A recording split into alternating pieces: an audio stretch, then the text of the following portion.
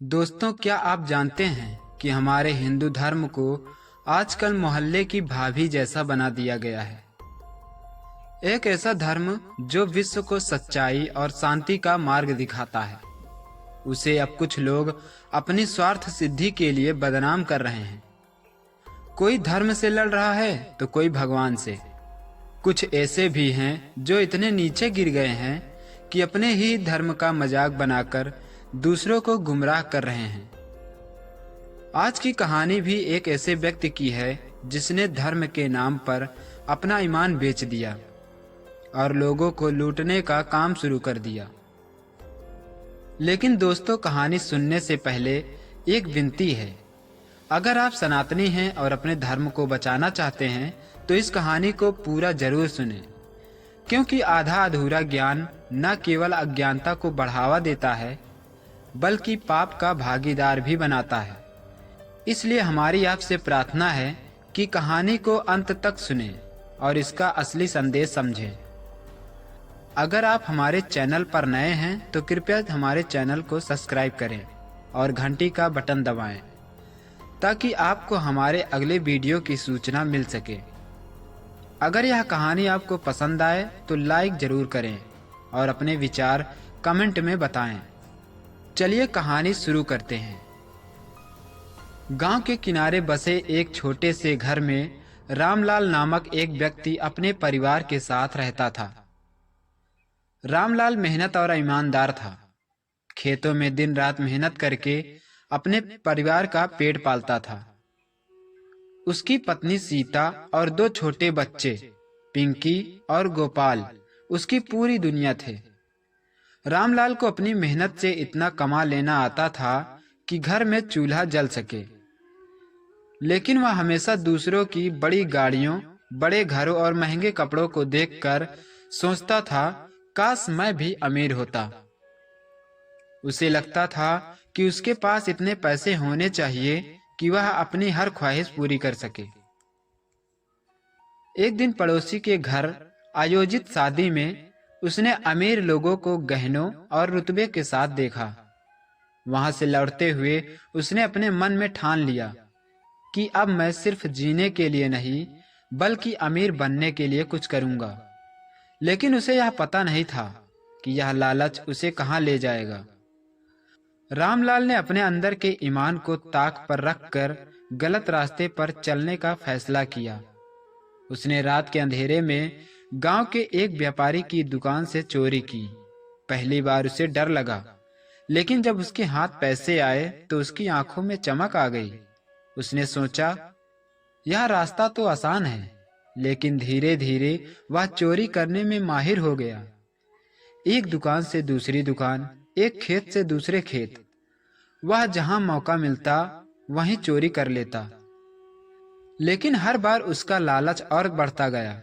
चोरी से आने वाले पैसे भी उसके महंगे शौक पूरे करने के लिए कम पड़ने लगे। एक रात जब वह चोरी करने गया तो एक गांव वाले ने उसे पकड़ लिया। भीड़ ने उसे खूब पीटा और उसे पुलिस के हवाले कर दिया।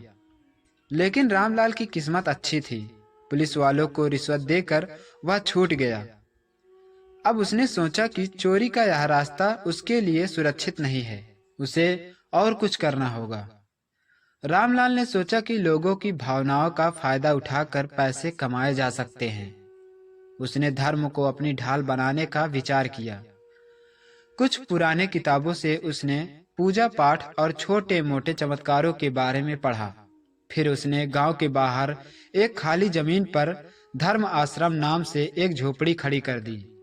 रामलाल ने खुद को बाबा विश्वनाथ घोषित कर दिया। उसने कुछ झूठे चमत्कार दिखाए, किसी बीमार को ठीक करने का दावा किया तो किसी के बिगड़े काम बनाने का। धीरे धीरे लोग उसकी बातों पर विश्वास करने लगे। गांव वाले उसे खाने पीने से लेकर धन दौलत तक दान देने लगे। रामलाल का जीवन बदल गया। अब वह महंगी गाड़ियों में चलता, सोने चांदी के गहनों से लदा रहता और उसका परिवार बड़े बंगले में रहने लगा। लेकिन उसकी यह अमीरी धर्म का सहारा लेकर गांव वालों को छलने का नतीजा थी। एक दिन बाबा ने गांव वालों को दिखाने के लिए एक चमत्कार का आयोजन किया। उसने सबको बुलाया और कहा, देखो, मैं ईश्वर का दूत हूँ। मेरे हाथों में बिना माचिस के आग जल सकती है। इसके लिए रामलाल ने पहले से एक उपला कंडी तैयार किया, जिस पर उसने एक ऐसा रसायन डाला था जो हवा के संपर्क में आते ही जल उठता था। यह काम उसने रात को छिपकर किया। जब सुबह वह चमत्कार दिखाने की तैयारी कर रहा था, तभी मोहन नामक युवक ने उसे यह करतूत करते हुए देख लिया। मोहन ने देखा कि बाबा अपने हाथों में उपला उठाकर बैठा है और उस पर रसायन डाल रहा है। उसे तुरंत समझ में आ गया कि यह सब नाटक है। उसने तय किया कि वह गांव वालों को इस धोखे के बारे में बताएगा। अगले दिन जब बाबा ने चमत्कार दिखाने के लिए उपला जलाया, तो लोग हैरान होकर उसे पूजने लगे। तो मोहन ने सबके सामने यह राज खोल दिया। उसने कहा, यह बाबा कोई चमत्कार नहीं कर रहा, बल्कि ये ढोंगी बाबा उपले के ऊपर ऐसा रसायन डाला है जो हवा के संपर्क में आते ही अपने आप ही जल जाता है। मोहन ने सबको वह उपला दिखाया और पास में छिपा रसायन भी। यह देखकर गांव वाले भड़क गए। उन्होंने बाबा से पूछा, क्या यह सच है?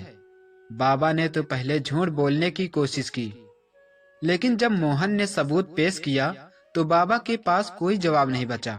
अब बाबा के पास कोई तरकीब नहीं थी बचने की।